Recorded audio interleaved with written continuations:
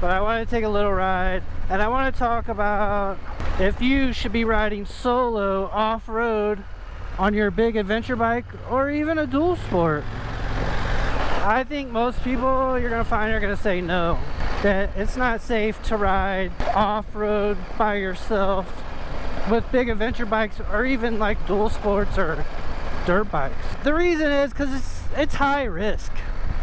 No matter how you look at it, it's high risk. I say that as I'm out here riding off-road by myself. But I'm going to explain why. Like for me, there's pros and cons to riding solo off-road. I enjoy being by myself. I like having my own thoughts, making my own decisions. I like my own schedule, right? Like I like working through my own problems myself.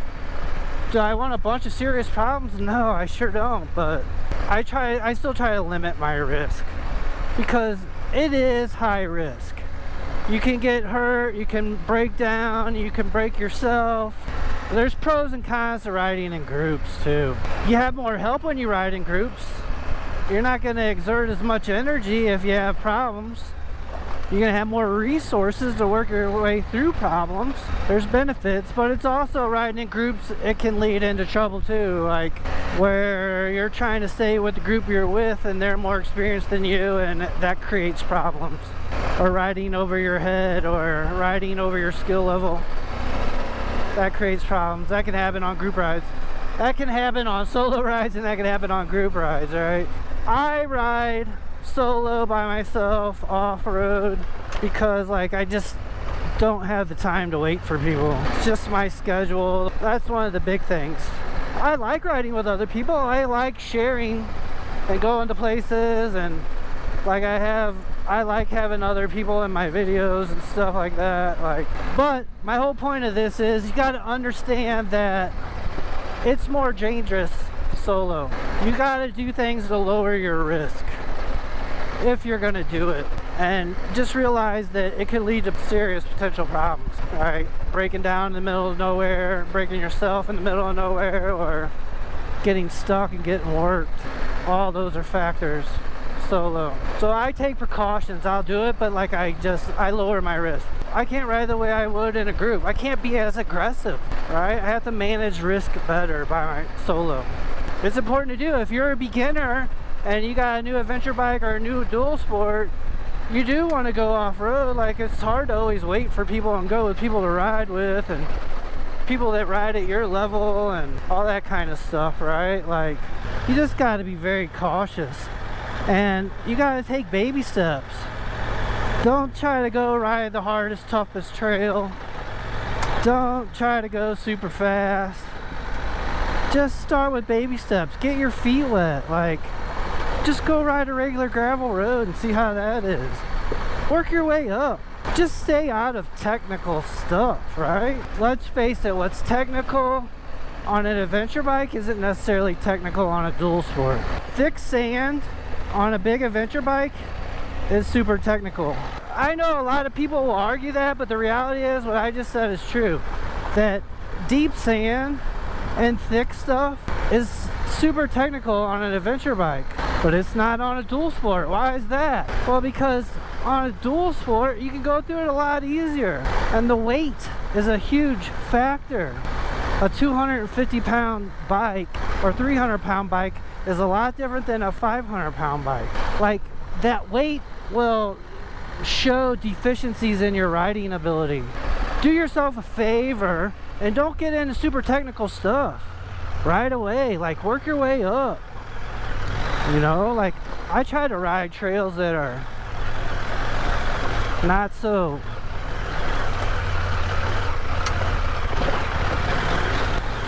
thick as I go down a rough road. Build some confidence, work your way up.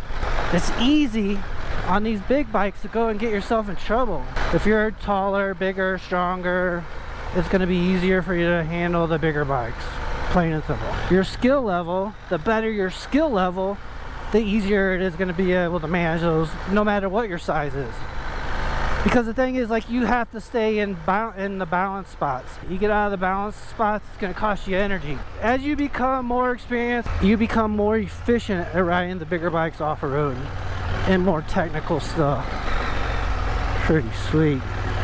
I believe a lot of times, though, these dual sports can mask mistakes, mask bad riding habits, because you just muscle it with, you know, force, where you can't do that when you get on these bigger bikes.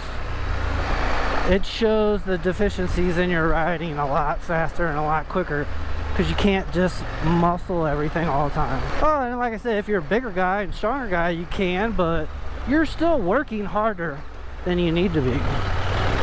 And no, you don't have to be super experienced to ride these off-road, but you need to be to get like super technical with it. Or you need to be a big old boy and just strong and just muscle everything. But my point is that, like, just lower your risk. You are able, as a beginner, adventure rider, or dual sport rider, to go off-road solo by yourself, but you got to keep your risk low. Lower your risk. Don't do super technical hard stuff and turn around. Don't be afraid to turn around. Don't be afraid to, like, stop and go back, or, you know, that kind of stuff. I do everything I can to be successful,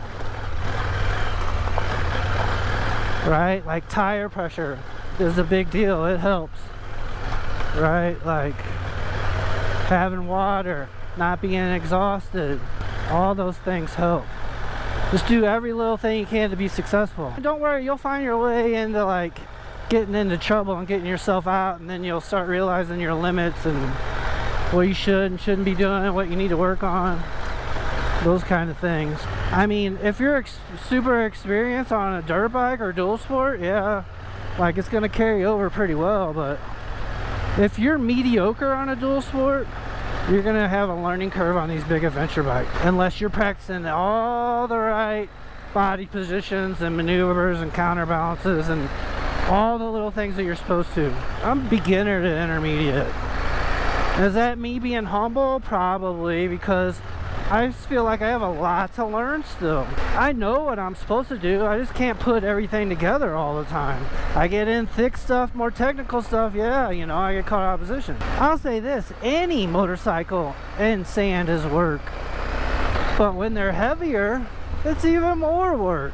They think because they ride dual sports and it's easy that, you know, it's going to be just as easy on a 500-pound bike. Well, that's not the case. There's a learning curve to riding these things, and yeah, you have to be aggressive. And Graham Jarvis will even say it on super technical stuff. He'll say, sit down and use your feet on super technical stuff, because yeah, when you're out in Baja, you don't want to go sending it. You might want to in your backyard on your dual sport, but when you're 1,000 miles away from home in the middle of nowhere in a foreign country, no, you don't want to be sending it. You don't ever want to send it. You can ride solo, even as a beginner, on big adventure bikes or dual sports off-road. You just have to lower your risk. Start small.